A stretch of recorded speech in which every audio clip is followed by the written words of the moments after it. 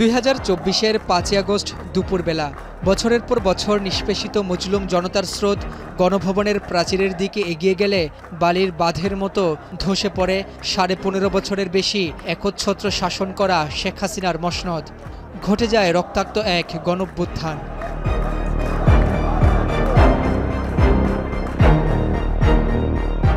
অভ্যুত্থানের পর 1,500-এর বেশি ছাত্র জনতাকে হত্যার ঘটনায় সারা দেশের বিভিন্ন থানায় ও আদালতের দ্বারস্থ হন শত শত শহীদের পরিবার। তাদের চোখে মুখে ছিল কেবলই বিচার পাবার আকুতি। যারা হত্যা করছে তাদের আমি বিচার চাই। একে একে হত্যা ও হত্যাচেষ্টার অভিযোগে শেখ হাসিনা সহ আওয়ামী লীগ ও 14 দলের নেতাদের নামে সারা দেশে প্রায় 1,000-এর বেশি মামলা হয়েছে, যার মধ্যে প্রায় 600-র বেশি হত্যা মামলা। মামলাগুলোতে এখন পর্যন্ত পুলিশের প্রায় 1,000 সদস্যকে আসামি করা হয়েছে, যার মধ্যে অন্তত 5 জন সাবেক আইজিপি, সাবেক অতিরিক্ত কমিশনার 41 জন, সাবেক ও বর্তমান ডিআইজি 24 জন, সাবেক ও বর্তমান এসপি 62 জনের নাম পাওয়া যায়। বাকিরা পুলিশের এসআই, এএসআই ও কনস্টেবল। রক্তাক্ত অভ্যুত্থানে শহীদ হওয়া শত শত পরিবারের চোখে এখনও জুলাইয়ের দগ্ধ স্মৃতি। প্রিয়জনের জীবনের বিনিময়ে এখন তারা শুধুই বিচার চান। কিন্তু জুলাই আগস্টের ঘটনায় দায়ের করা মামলার প্রধান আসামিরা গ্রেপ্তার না হওয়ায় বিচার পাওয়া নিয়ে হতাশ অনেকেই। 5ই আগস্টের পর গ্রেপ্তার হন সাবেক 2 আইজিপি চৌধুরী আবদুল্লাহ আল মামুন ও শহীদুল হক, ডিএমপির সাবেক কমিশনার আসাদুজ্জামান মিয়া ও আবদুল্লাহিল কাফি সহ পুলিশের একাধিক ঊর্ধ্বতন কর্তা। ঢাকার মামলাগুলোতে সবচেয়ে বেশি নাম এসেছে সাবেক অতিরিক্ত আইজিপি মনিরুল ইসলাম, ডিএমপি কমিশনার হাবিবুর রহমান, সাবেক ডিবি প্রধান হারুনুর রশিদ, বিপ্লব কুমার সরকার ও ইকবাল হোসেনের নাম, যারা এখনও ধরাছোঁয়ার বাইরে। প্রশাসন বাহিনীকে যদি সে প্রেসার ক্রিয়েট করতো যে না এই হত্যার বিচার আগে করা লাগবে, তাহলে কিন্তু তারা হয়তোবা 2-1 জনের মামলা নিয়ে অবশ্যই কাজ করতে এবং সাজাও হয়তো 2-1 জনের। আমরা কি দেখি, যে কয়জনকে ধরছে, যে কয়জনের আওয়ামী লীগের কর্মকর্তাকে ধরছে, তারা কি করে? তাদের চেহারা দেখলে কি বোঝা যায় তারা কোনো নির্যাতনে আছে বা রিমান্ডে আছে?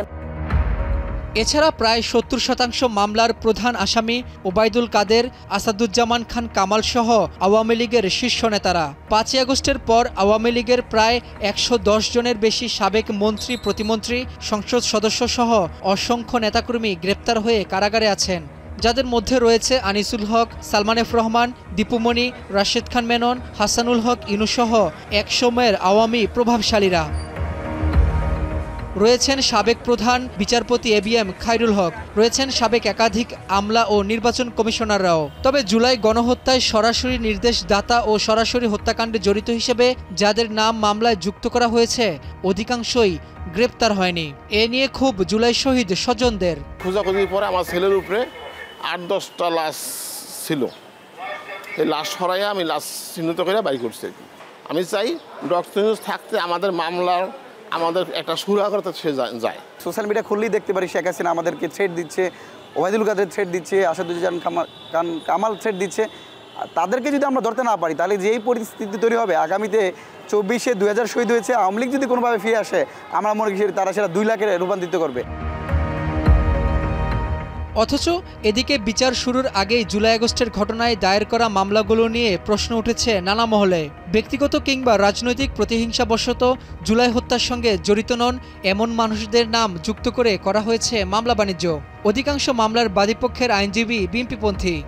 কিছু লোকের নাম আসছে, পুলিশ ওদেরকে ধরছে না বা ধরার জন্য আমরা বলছিও না। যাকে আসামি করা হয়েছে সে নির্দোষ, তার কোনো কিছু এখানে প্রমাণ পাওয়া যায় নাই, তাকে তো ওই মামলা তাকে তো আর তিনি এই আসামি হিসাবে অভিযোগপত্রে পাঠাবেন। জুলাই আগস্টের ঘটনায় 1 বছরে এসে বিচারিক আদালতে দায়ের করা মামলাগুলোর তদন্ত চলছে ধীরগতিতে। এদিকে ছাত্র জনতাকে গুলি করে হত্যায় জড়িত পুলিশ কর্মকর্তাদের দায়িত্বে রেখে মামলা তদন্ত করলে তা প্রশ্নবিদ্ধ হবে বলছেন জাতীয় নাগরিক পার্টির নেতা আখতার হোসেন। অভ্যুত্থানের সময়কালে যারা দায়িত্বে থেকে জনগণের পক্ষে অবস্থান না নিয়ে ফেসিবাদের পক্ষে থেকে মানুষের উপরে গুলি চালাতে হুকুম দিল, যারা সরাসরি গুলি করলো, এরকম আইনশৃঙ্খলা বাহিনীতে যারা আছে তারা এবং আওয়ামী লীগের যারা কুখ্যাত সন্ত্রাসী নেতা তারা কিন্তু দেশ থেকে পালিয়ে যাওয়ার মতো তারা সুযোগ পেয়েছে। এখনও যে ভারতের সঙ্গে এই সমাধানে পৌঁছা গেল না যে শেখ হাসিনাকে দেশের মধ্যে নিয়ে আসা প্রয়োজন, এবং শেখ হাসিনার সাথে আরও যেসব নেতারা ভারতে আশ্রয় প্রশ্রয়ে রয়েছেন, বিদেশে আশ্রয় প্রশ্রয়ে রয়েছেন, তাদেরকে যে আন্তর্জাতিক সংস্থাগুলোর মাধ্যমে দেশে ফিরিয়ে নিয়ে আসার উদ্যোগ, সে জায়গায় যে এখনও পর্যন্ত সরকারের কোনো অগ্রগতি নেই, এই বিষয়টা আমাদেরকে চূড়ান্তভাবে হতাশ করেছে। আইন বিশেষজ্ঞরা বলছেন, স্বচ্ছতা নিশ্চিতে বিশেষ টাস্কফোর্স গঠন করে জুলাই আগস্টের মামলা পরিচালনা করার কথা। সবচেয়ে বড় কথা, বড় কালপ্রিটটা বাইরে চলে গেছে, অজ্ঞাতনামা যাদেরকে দিছে এলাকার এই ছোটোখাটো এদেরকে গ্রেপ্তার করে এদের একটা হয়রানি হচ্ছে এবং বাণিজ্য হচ্ছে, এগুলো বন্ধ হওয়া দরকার। এগুলো আইনের শাসনের জন্য বন্ধ হওয়া দরকার।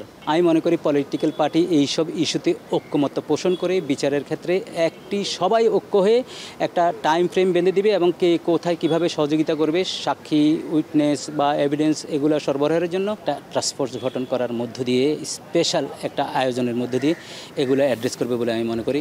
সব মিলিয়ে বাস্তবতা এটাই, জুলাই আগস্টের ঘটনায় এখনও মামলা হচ্ছে বিচারিক আদালতে। মামলাগুলোতে কতজন তদন্তকারী কর্মকর্তা কাজ করছে তারও সঠিক হিসেব নেই। এমন পরিস্থিতিতে বিচার নিশ্চিতে সরকারকে আরও মনোযোগী হওয়ার তাগিদ জানান শহীদ পরিবারগুলো।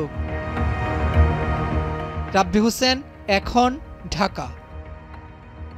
কালার এক্সপার্ট, জর্জ স্যাপ এবং মাইল্ড অন হ্যান্ডস টেকনোলজি সমৃদ্ধ অরিক্স ক্রিস্টাল ওয়াশ আপনার লন্ড্রি এক্সপার্ট।